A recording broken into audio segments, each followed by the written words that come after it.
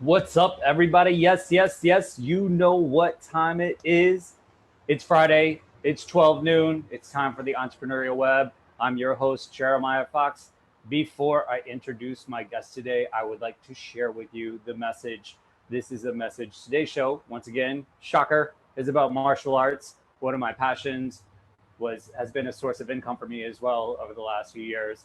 Um, and in the martial arts school I teach at, Sun Dojo, where I'm staff, I've been an instructor for the last 3 years. We constantly share martial arts values. Just as important as the physical training itself is the mental training. And this is something my professor, Professor Stuart Carroll, has said many times over the year. It's had a profound effect on me today.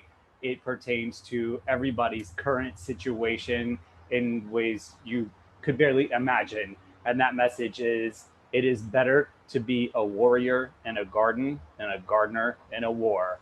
We are all facing some very serious challenges right now. The mental training is super important, as well as the physical, because gyms have been closed for a long time. And after today's or yesterday's report, it don't look like they're going to be open anytime soon. So I'm going to bring on my guest. His name is Rahul Bhowmick. He is a martial arts instructor at Bronx Martial Arts. He's also got a background in pharmaceuticals. He's a personal trainer and just an all-around hustler. He's based out of New York City as well, which it's great that we're keeping it close because this is apparently one of the safest places in the country right now. So, Rahul, are you here? Are you with us? Can you hear me? Can you see me? What's up, Jeremiah? I'm doing good. How are you? Got your guard up? Yes, sir. Got it Nice, up. nice. How are you today? I'm doing all right. Doing pretty good. Great. Are you in Queens right now? Is that correct? Yes, I'm in Queens, Forest Hills. Awesome. Well, we're on opposite ends of the F train. Nice. I'm in Windsor Terrace in Brooklyn, so we can take a Nice. quick commute and catch up. Dope. Awesome. Thank you for agreeing to come on the show. Welcome, welcome.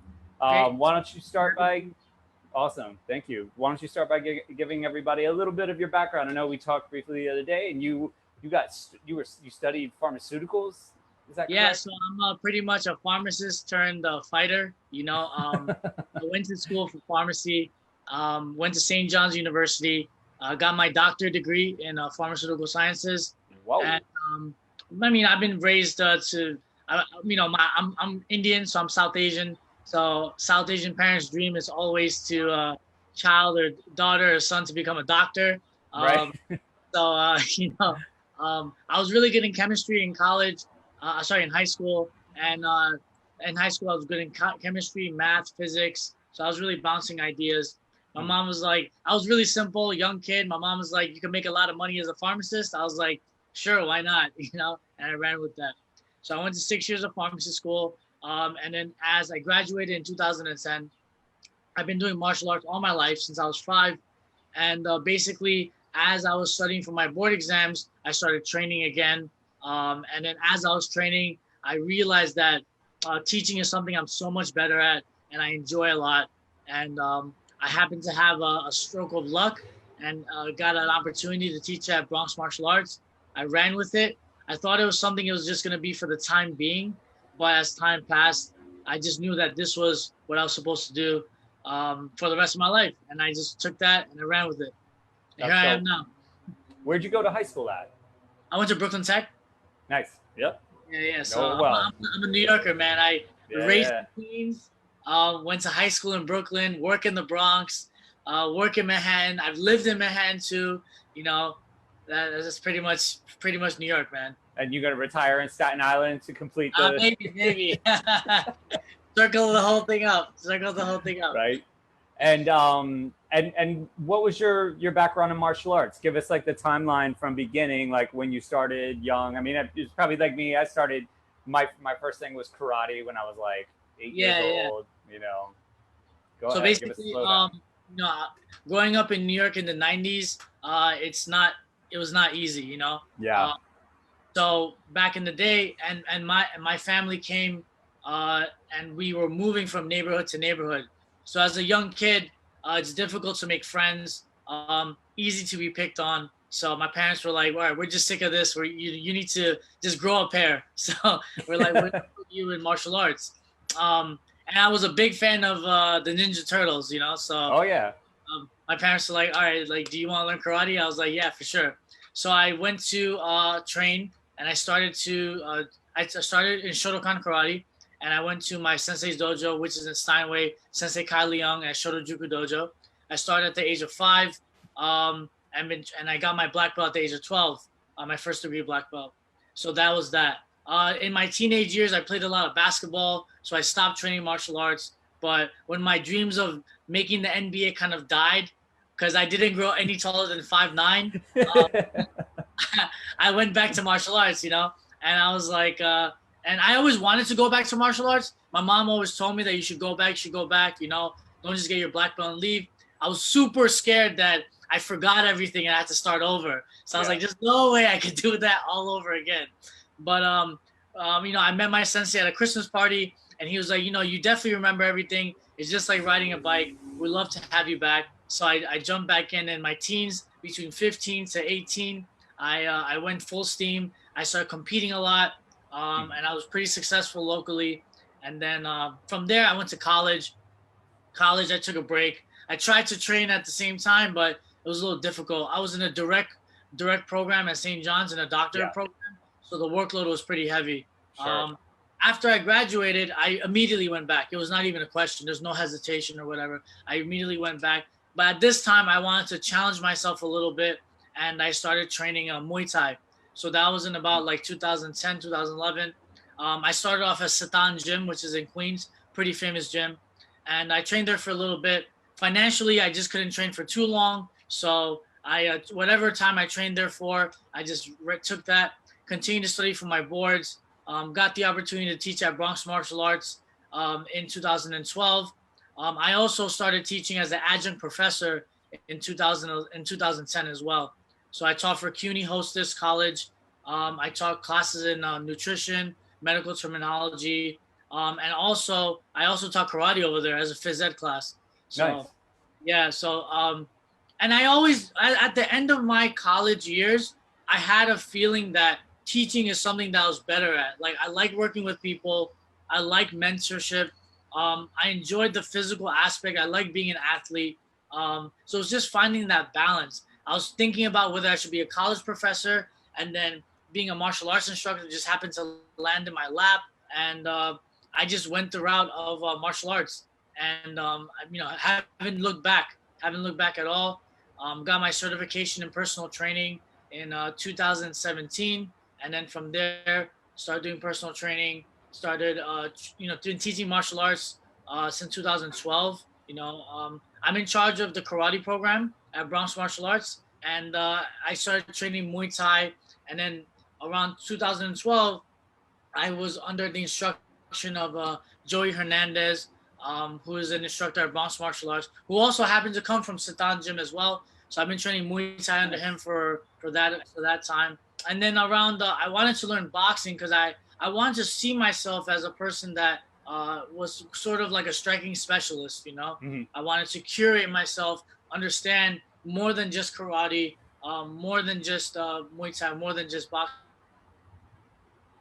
Art has something to offer, and I want to understand that, and also be able to help any of my students that was trying to maybe learn different arts, because this is an MMA era.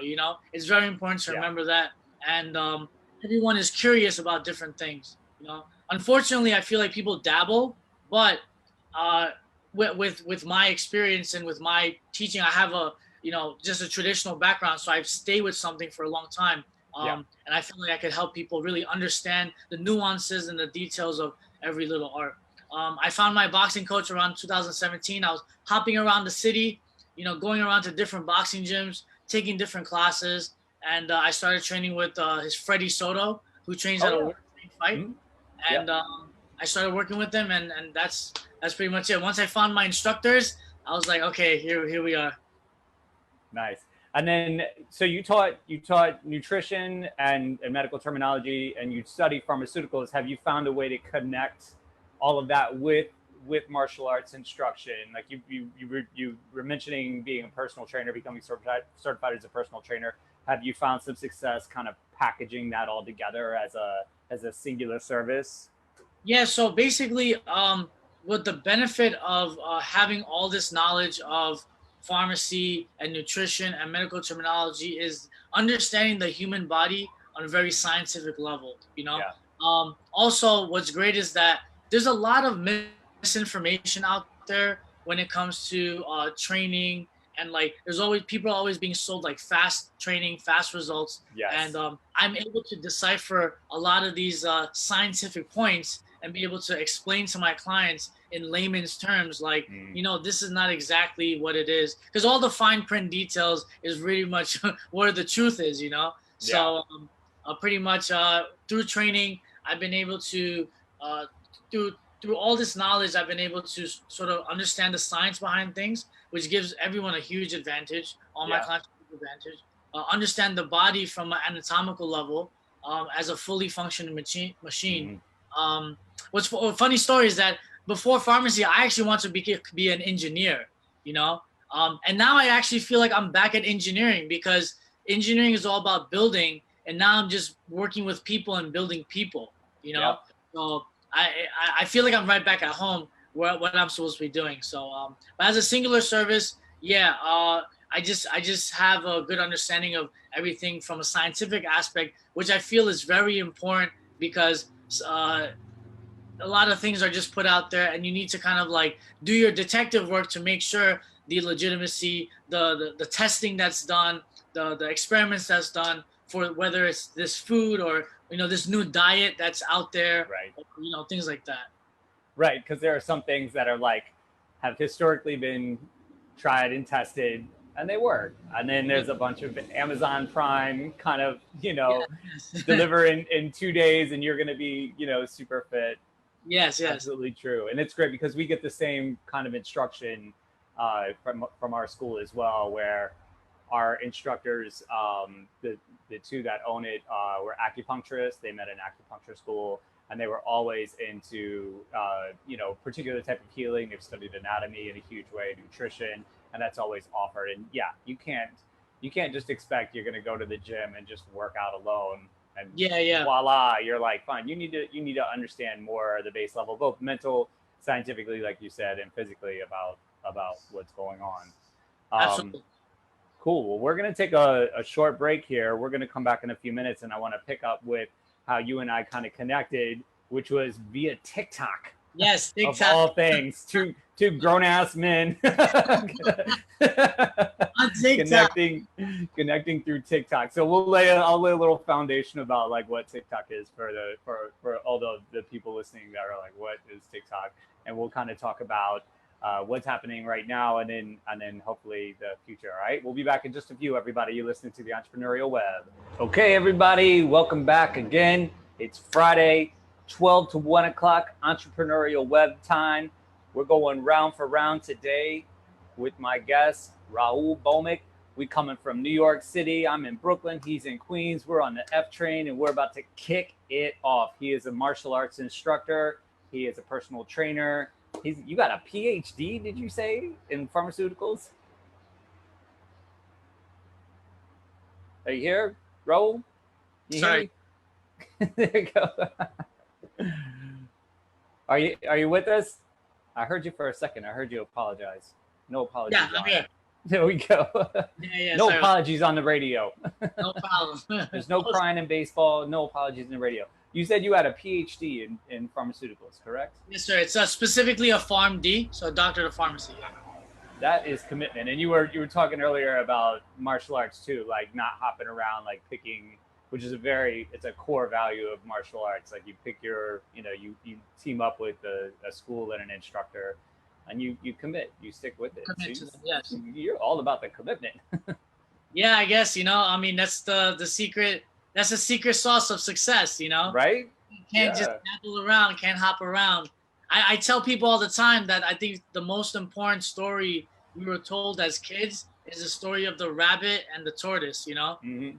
And, it's all about, have you have a big goal of small steps on a daily basis?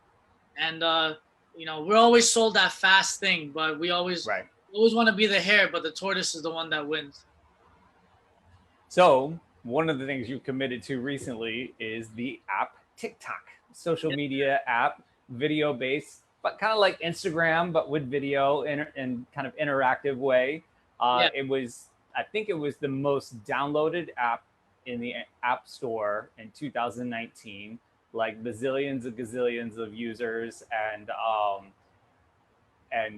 it was dominated largely by like 7 to 12 year olds at first, and then it like aged up a little bit. But normally, like last year, when you open your app and your feed, it was a bunch of like young kids dancing and duetting and like kind of battling. So it was like it's also, for those of you that are listening, it has a music undertone, which is really great because it's got a bunch of amazing, like very popular tunes from currently, like the top 40 hits of today, but goes all the way back to like Sinatra and everything like that. The wonderful thing about using TikTok and how I was attracted to it was that you could use that music and post it to your other social media if it was embedded with the TikTok logo without any repercussion. But if you tried to, rip an Usher song and put it on your Facebook post for your restaurant, like I tried to do once, they block you, or Usher calls you and he's like, yo, you can use it. You just got to pay me.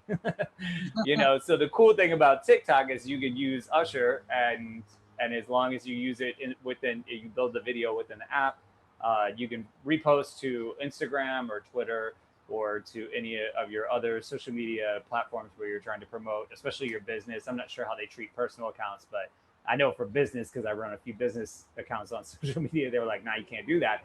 But then I was able to use it for doing like cool videos for my restaurant or for the wine store or whatever.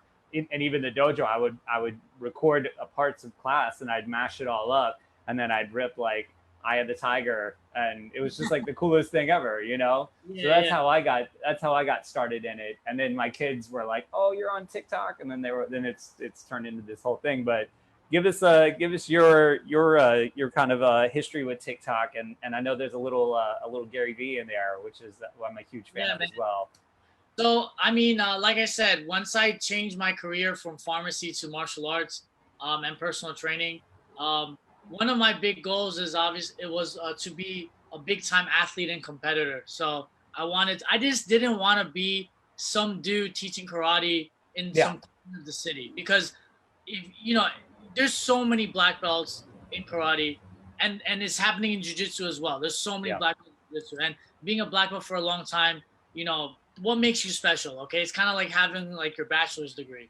So when I first started, I'll be honest with you, I wanted to be known, and the first way was to be an athlete. And I competed in sport karate for a really long time, from 2014 to 2017. And I competed for nationals. I didn't make the national team. I was trying to, get on the national team. Karate just got in the Olympics in 2020. Unfortunately, it's not going to happen because of COVID. But happening. But that was my main goal. So I was competing heavily and things like that.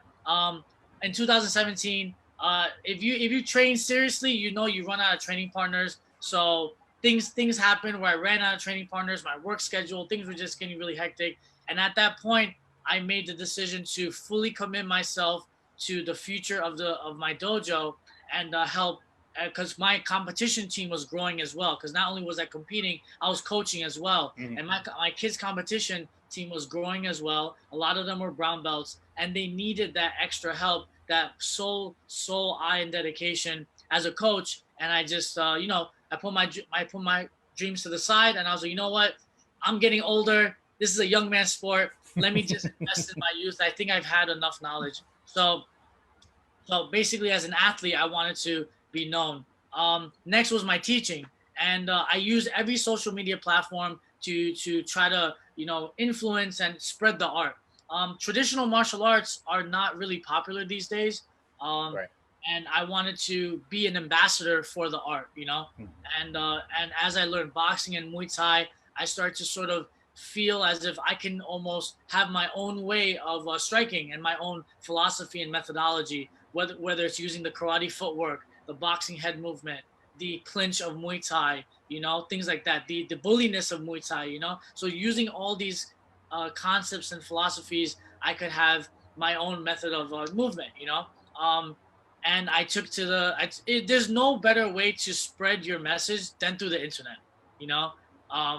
With the click of a button, you could literally have hundreds of people, like thousands of people, just Right. watching what you're doing. Now it's up to them to see if it's like, if they like it or they don't. You have no control over that, but hopefully, you know, someone, even if one or two people make use of it, it's cool. So Instagram, I was on Instagram for a long time. I've been growing it. What's funny is my Instagram account, I just started it off as a way to reconnect with my pharmacy friends, because me being out of pharmacy, I feel like I lost touch with them. I still want to show them that I was doing something really cool in another field, and we didn't get to see each other. So I started off as that. Now it's manifested into, you know, me logging my training, you know, putting up workouts, putting up, drills and things like that. But the truth of the matter is, on Instagram, it's super packed and very crowded, and it's very difficult to grow. It is possible, but it's very difficult to grow. So I was always looking to see where else I can grow. Listen, you know, if you're an entrepreneur or you're someone that's on their hustle, you listen to Gary Vee. And Gary Vee was always raving about TikTok. And I was like, I don't know, man. This is a little fishy, you know? Because you would see these weird ads on Facebook. I don't know if you saw them earlier. Maybe I didn't. It was like 2018 or something. But you see ads for TikTok, right? Because before it was TikTok, it was Musical.ly. Right. It was like, you know, which is cool, you know, it's totally fine, right? But like, not for us, you know. And then they rebranded to TikTok, and then you would see these strange ads on Facebook where people are just lip syncing in like these costumes, and it's like, I'm definitely not downloading that, you know. But then Gary Vee is like raving about it, and it's like, you know what, man, I don't know, like, so I secretly downloaded it. I was like, all right, let me just check this out, right? So around September 2019, I just downloaded it. I was like, let me just check it out, give this guy a chance, because he was always like, I predicted Facebook, I predicted Instagram, I predicted this, you know, TikTok is the next thing, right? So I secretly downloaded it. I kind of gauged. What's funny is I kind of gauged the coolness of it, because I talked to some of the teenagers at the dojo. I was like, hey, you guys have an app called TikTok? And like, oh, hell no, you know, never catch us on that app. I was like, oh man, if the teens at the dojo catch me on this thing, man, I'm done. Yeah. Like, it's over. Ask them now, though. Yeah, ask them now. Yeah, but it's like, you know, last year September, I was oh man, like, so I just like had like a blank account. I was just scrolling through it, you know, just trying to understand the app, you know. When I realized there was massive potential is when I saw a lot of the comedians from like Instagram, like King Batch and all those guys on TikTok as well, and had their 1 million followers over there. And I was like, dude, these guys just like totally hacked the system, you know? Yep. They have their followers on Instagram, they have their followers on TikTok. And this is the other thing, right? So me being Indian, I knew that TikTok was very big in India, you know? And you know, India is the most populated country in the world, you know? So these guys making comedy for Americans would hashtag TikTok India in their hashtag. I was like, man, these Indian people don't know what the hell you're talking about. Like, you know, but they're totally gaming the system, right? And I was like, man, these guys are smart. There's definitely potential in this. And that's when I started uploading content. Did you use that hashtag at first? No, I didn't. I got a funny story, because I'll tell you in a second, but my reach went to India anyway. So basically I started uploading content there, and it was very erratic, you know, it's very random. Like I was explaining to a friend that if you go back to my initial post, it was like once a month, like twice a month, you know. And it was just uploading. It's basically if I had time for it, you know what I'm saying? If I had time for it, I'd post something up there. But I wasn't getting, you know, I was like at 60 followers or something like that. And, around March, I started to, and after a while I was like, you know what, let me do a little bit more homework on this and see what other people are doing to you know, get a successful video on TikTok. So I follow this one gentleman who's a personal trainer in New York City, and this guy had around like 20,000 followers on Instagram, but he had 500,000 on TikTok. I was like, what is this guy doing? And, what happened? And all I saw was I mean, he was making very good quality videos, right? I felt like my videos were the same high quality, and he was adding text. So Yeah. in March, like literally 3 months ago, I just uploaded a video of me with one of my clients doing a boxing combination, and I gave like a simple tip and I added text. That video blew up. Like that took me, that was the first video that just blew up. It went from 60, like I got like 300,000 views on that, you know. That video right now is at 750,000 views. Yeah.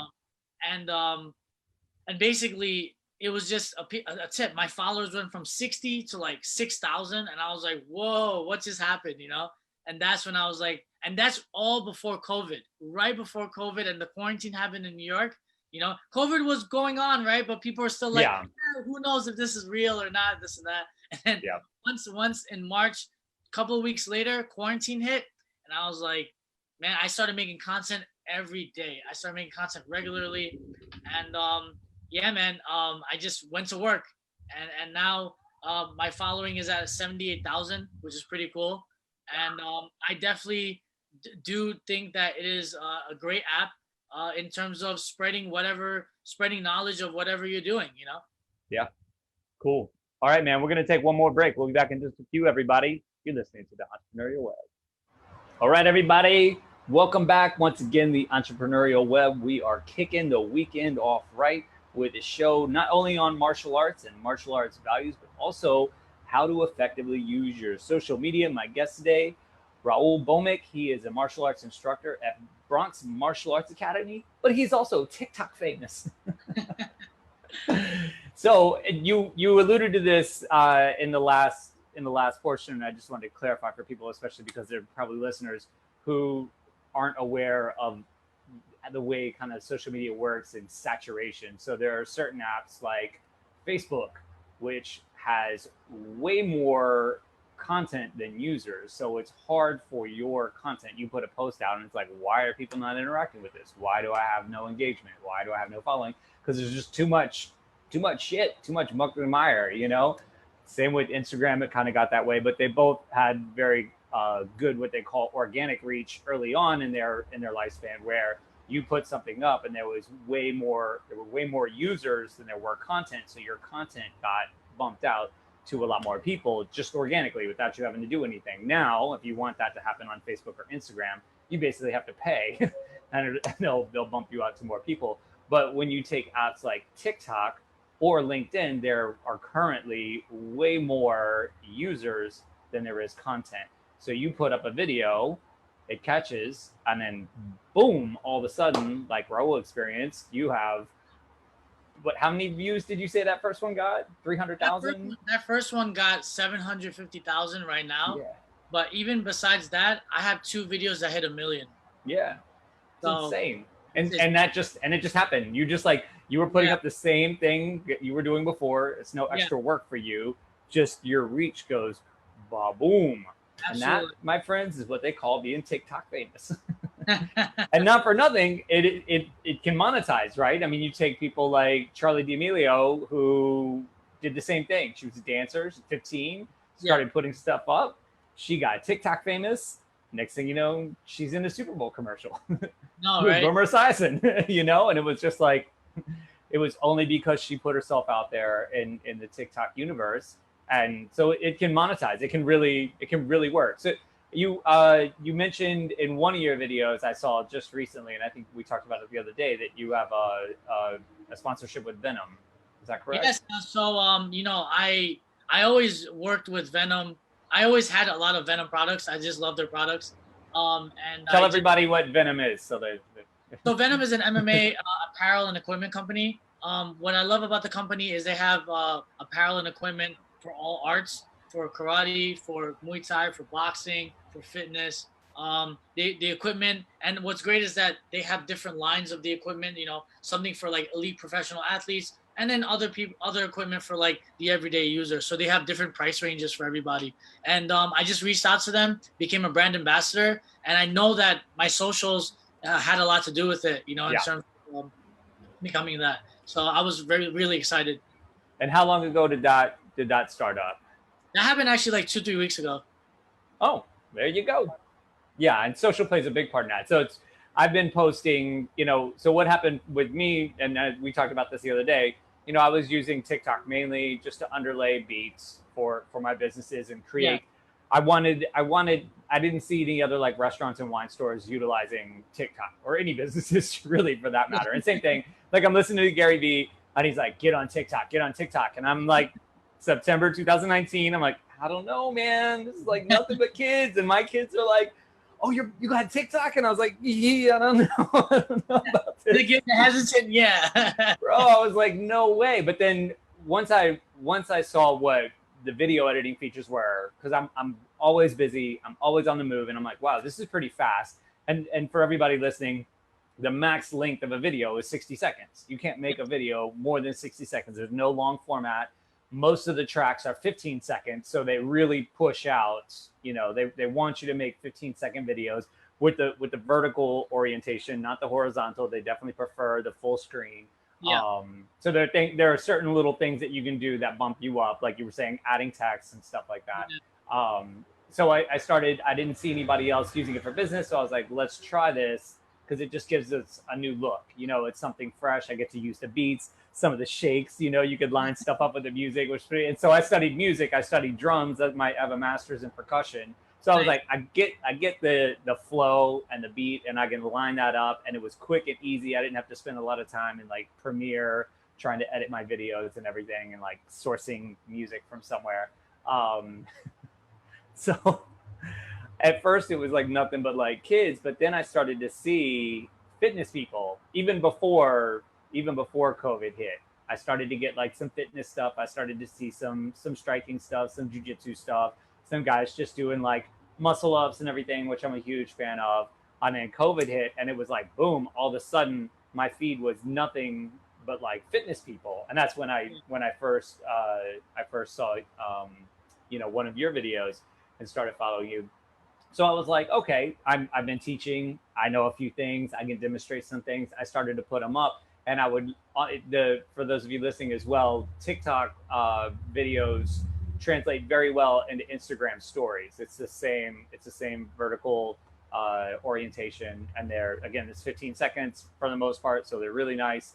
I started pumping out some of my fitness stuff in Instagram stories, and an athletic apparel company reached out to me, and they were just like, hey, same thing, you get a code, you get a discount, you get a code. Anybody that orders with your code, you get it's like commission, right? You get a little bit of commission from them. Yeah. That's amazing. I was like, what? It took like 2 weeks for that. I was like, oh, that's sick. Really? That's great. I didn't do it. I'm too busy. But I was just like, wow, that's amazing how quickly it works and how many people are actually watching. Everyone is watching. And these days, right, we got no time to play games. We got to take the money wherever we can get it, right? Absolutely, yeah, man. You got to hop on it. So how things, go ahead.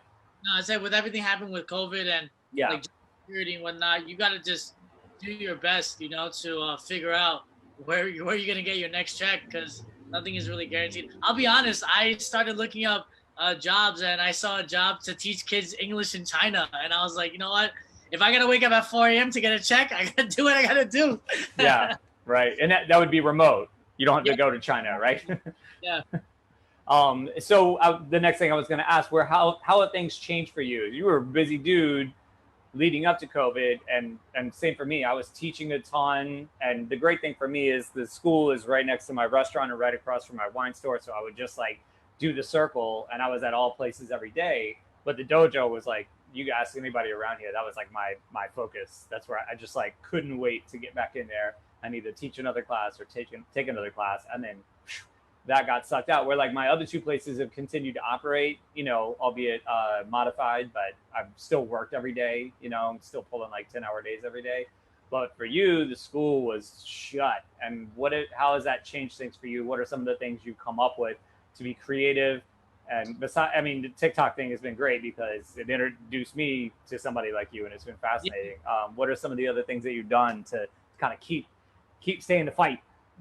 Yeah, so basically, being in charge of a martial arts program, I felt as if it was my responsibility and duty to guide the students through this difficult time.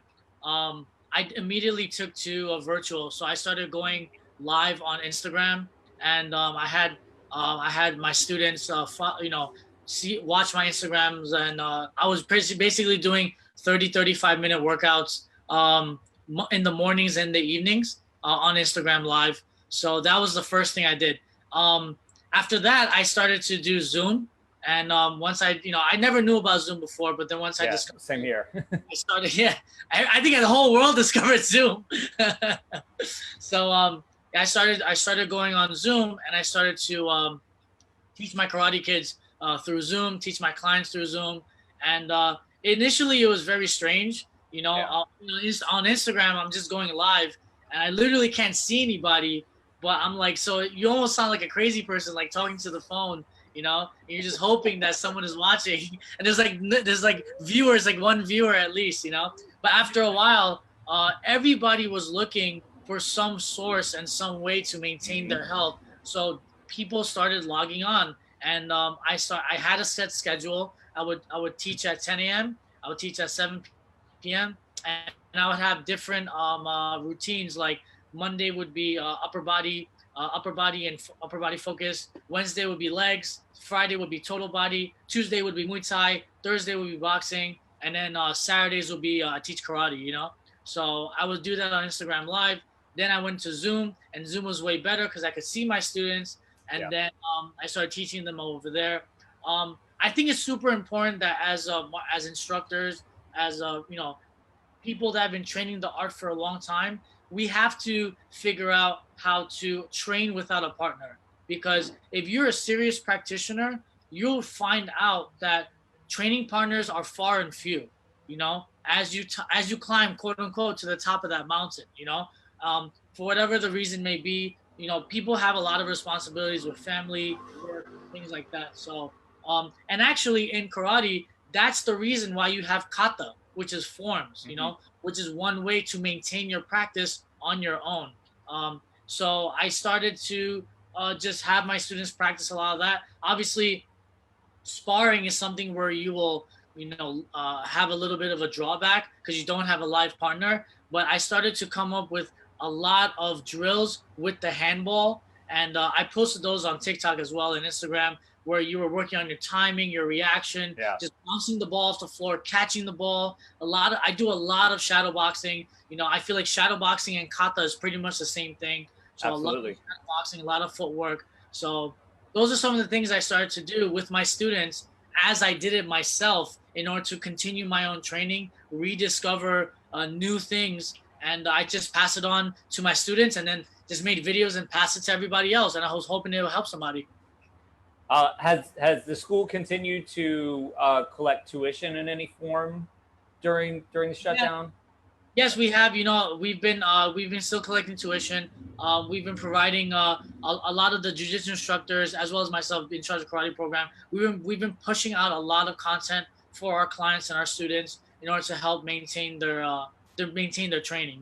I always tell my students that it's important to remember that during this time, that the training will not be exactly the same, but something is better than nothing, and you have to adapt. The best people, whether you're a fighter or a businessman or entrepreneur, whatever it is, has the ability to pivot and adapt in stressful situations, as opposed to stopping and getting stuck and just kind of like, crying about it, and just, if you're constantly complaining that my dojo is closed, I can't do this, you got to look at the other side of the coin. You got to focus on what you can do and just take that to the nth power, Man, that was the knockout. We could end the show now. That was beautiful. That was like the best. We're not, though. We're going to do one more segment. We are going to take a break, however. So we'll be back in just a minute, but that was the gem right there, man. Thank you.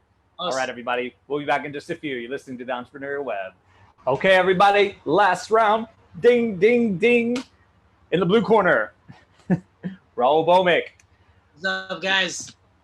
So you were saying at the end of that was just so eloquent and beautiful, and of that last segment. And it's just like the message, especially if you're training, but if you're in business, it's like, what happens when you're injured?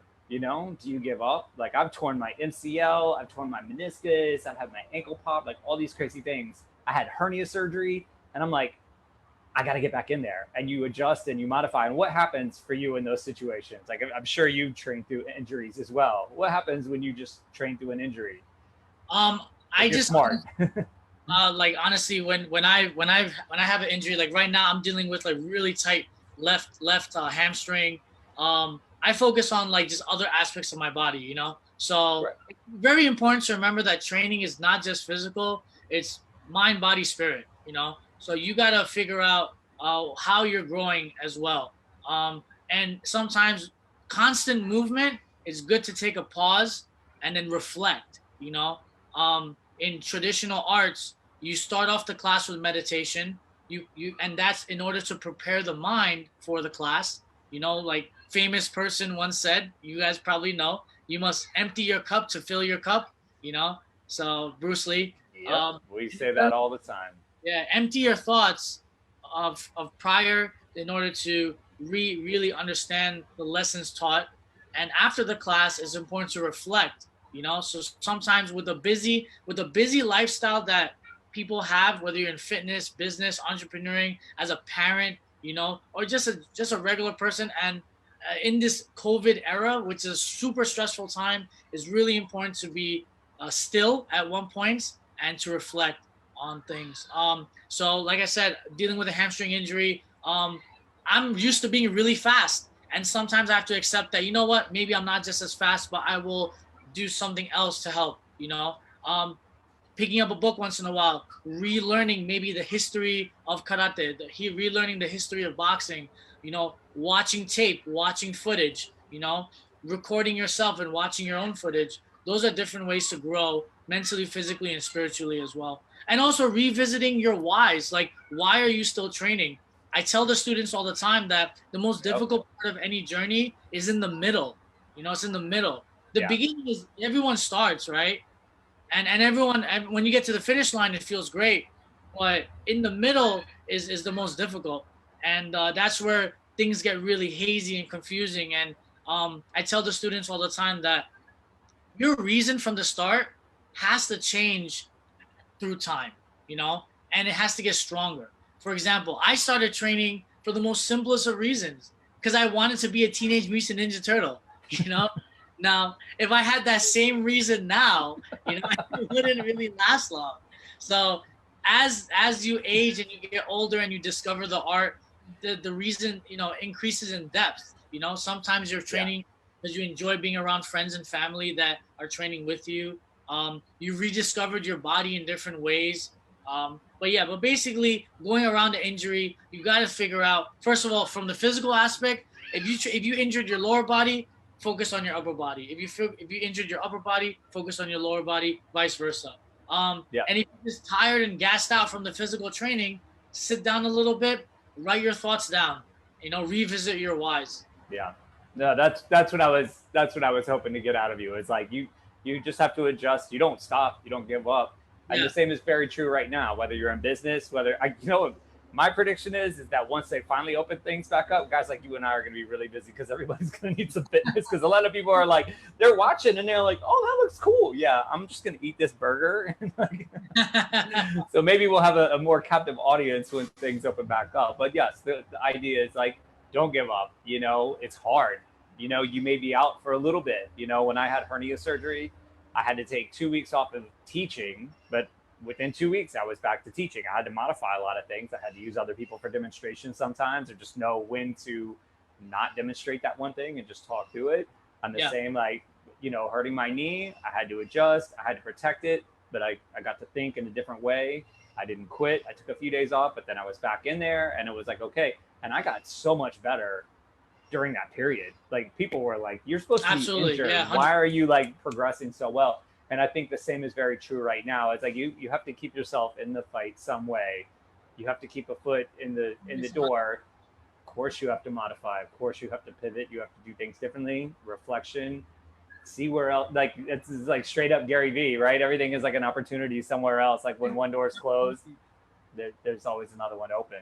Yeah, you gotta, I think it's important to remember that it's really easy to be how do I say this? It's really easy to sort of like not be optimistic. You know, you have to fight, stay positive.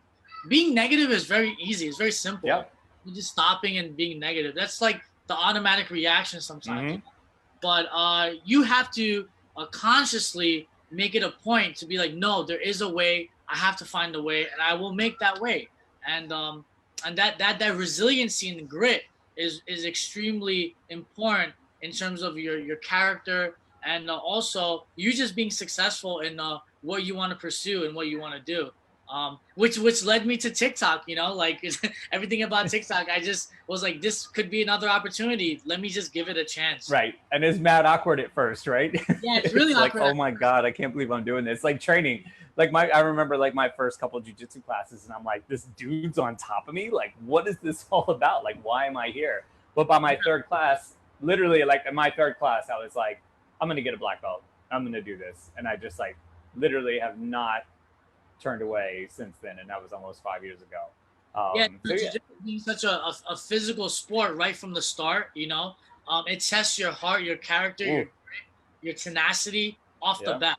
And it's some people, they're like, whoa, this is major shock value, but it's really beneficial, and physically as well as mentally.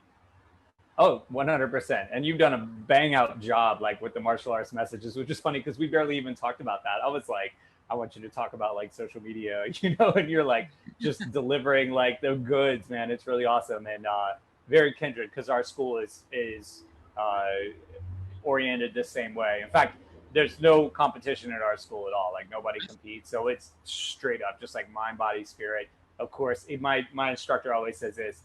Yes, I want you to be a badass. I want you to be strong enough to protect yourself in any situation, but I also want you to have the empathy to know when to be a good person and like Absolutely.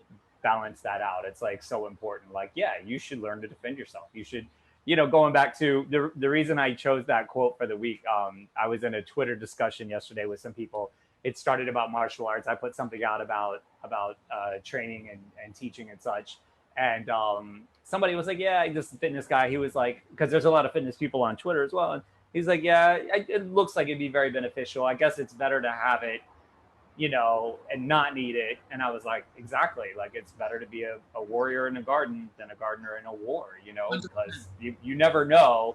But like always just like sharpening that blade, just a little bit. You said something about that earlier too, just like nudging it along a little bit.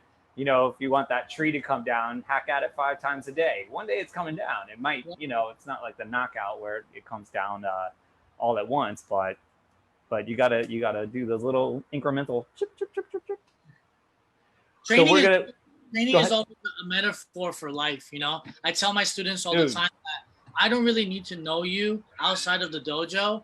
Just from the training you do here for 1 hour, I can sort of figure out doing outside the school. And obviously dealing with kids all the time, kids, teenagers, growing adults, and just adults in general, because we all have room to grow regardless of age.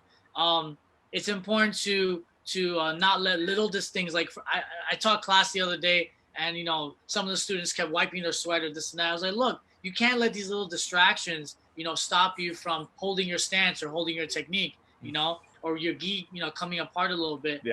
No, you're like, you know what? I don't want to go to work today because maybe the sun is not out or something like that, but it's that's the difference with martial arts practitioners, that tenacity, that grit, that constant trudging forward and that forward movement, Yeah, no, it helped me, and it helped me from burning my businesses to the ground many, many times. So we're going to have to wrap up. Where can people find out about you if somebody wants to get in touch with you? Hey, you can hit me up on Instagram. My username is OZENYC. TikTok as well, OZNYC. And I'm also, if you want to train in person, I'm in Queens. I take clients in Manhattan. And if you're in the Bronx, catch me at Bronx Martial Arts when everything opens up. Nice. I'd love to connect sometime soon. Maybe we meet up outside and do a little training or something. We have so much in common. It'd be great to actually like meet up at some point. So let's make that happen. Well, thank you so much for coming on the show, man. Really awesome stuff. I'll talk to you soon. Everybody else, have a great weekend. Stay safe. Stay fit. Keep your fight. Keep your guard up. Keep yourself in the fight. All right, everybody, have a great weekend. You're listening to the Entrepreneurial Web.